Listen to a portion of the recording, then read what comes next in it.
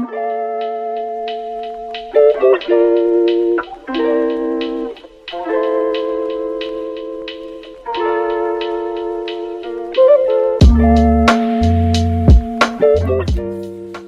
is Manchester in poverty? Workers need socialism. What is at the root of the spiral of poverty and decay we are experiencing in towns and cities across Britain? 144,784 children are living in poverty in Greater Manchester.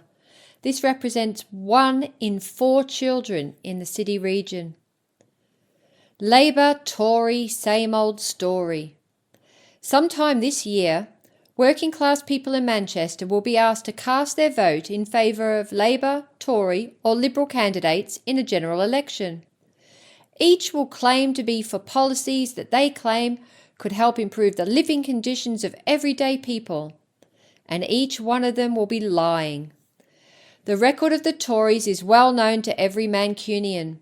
They are the enemy, the party of the rich, and it is clear they always will be, while the Lib Dems and Greens are just Tory light. But it is now equally clear that the Labour Party, whether it is led by Keir Starmer or anyone else, offers no alternative either. The Labour Party runs Manchester City Council as its private fiefdom and has done so for decades. In all that time, the conditions for working class people in the city have got steadily worse. During the long years of so-called Tory cuts, how did it help Manchester that we had a Labour council and Labour MPs? Did they put themselves out to defend a single book in a single library, never mind a single job in a single factory? Right now, a family with 2 children trying to survive in the Greater Manchester area has to pay at least £35,000 a year for living expenses alone, before any rent or mortgage payments. Even a single person needs around £9,600 plus rent or mortgage just to get by. But the average wage in Greater Manchester, skewed by higher earners, is just £36,000 a year. That means large numbers of Mancunians are earning far less. Austerity plus inflation equals poverty. Clearly, in most families, both parents need to be working full-time just to make ends meet, leading to further costs in terms of transport and childcare and more strains on an already incredibly tight family budget. A formerly affordable place to live is becoming more unaffordable for ordinary families with every passing year.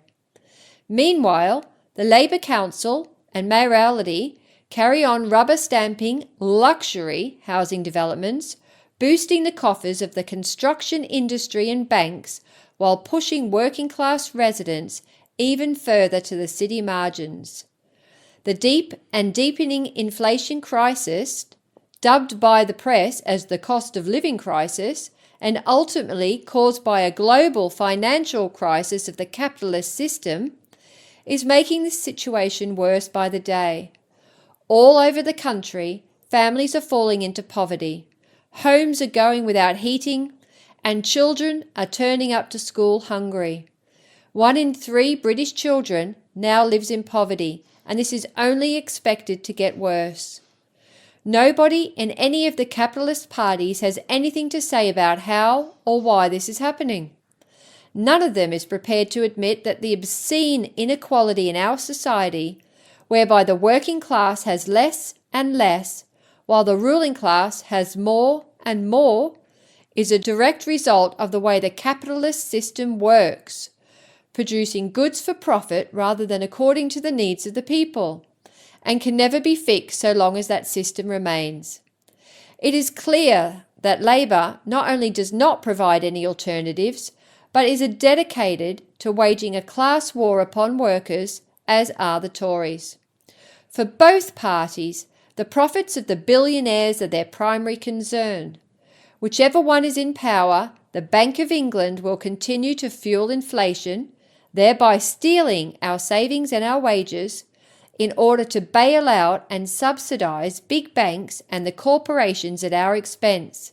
and then tell us we need to have more austerity to pay the bill. The only interest these careerists have in the rest of us is as a workforce to exploit and a vote bank to lie to every 4 or 5 years. Both Tory and Labour parties are competing to represent the interests of the richest 0.1%, feathering their nests out of the kickbacks they get in the process, and they have no interest in taking care of the needs of anyone else. Divide and rule. That is why, instead of looking for meaningful solutions to our problems, they simply join the chorus of propaganda lies aimed at encouraging us to blame other workers for the problems that have been created by their parasitic system. The capitalist class is tiny, and it maintains its rule by dividing the working class. One day we are asked to blame single mothers, another day it's benefit scroungers, on the third day it's job-stealing immigrants, and on the fourth it's bogus asylum seekers. The disgusting hypocrisy of our rulers going around the world looting the wealth of other countries and devastating them with aggressive wars, and then asking us to blame the victims of those wars when they are forced to leave their homes in search of a viable living for their families, has to be seen to be believed. As working class people, we have to understand that all this propaganda is aimed only at keeping us weak and fighting amongst ourselves, while the bosses are laughing all the way to the bank. The ruling elites put so much effort into pushing this divisive propaganda because they know the truth that too many of us have forgotten, that workers united will never be defeated. How can we defend our rights? It is time for the great majority of us to stop being told that turning up on election day to choose between the devil and the deep blue sea is our only choice.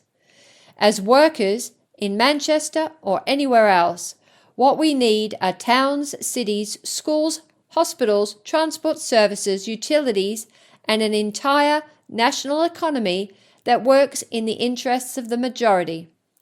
We have the right to expect a life in which we are not being ripped off at every turn, in which we can hold a decent job and have some meaningful say in how our workplaces and our communities are run, in which our children go to school to learn what will develop their potential and enrich them, and with them the whole of our society, with shoes on their feet and a good breakfast in their bellies. In the end, the only way we will get these things is by organising and fighting for a socialist society with a planned economy where working class people get to decide what is produced and how much based on the resources and the manpower we have available and the things we feel we really need. This is the real way out of the spiral of decay that the lords of financial capital, those 0.1%, supported by their political parties, their media pundits, their civil servants, and their judges, and their entire rotten system, are condemning us to. Capitalism isn't working. Fight for socialism.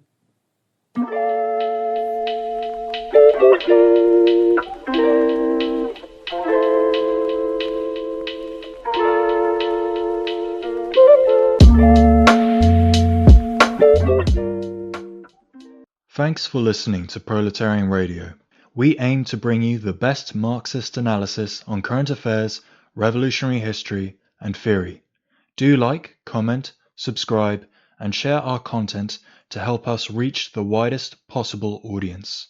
We are a small organization with limited resources, and we need workers' support if we are to grow and fulfill our mission. If you are able to make a one-off or regular donation, no matter how small, please visit our website at thecommunists.org and register as a supporter.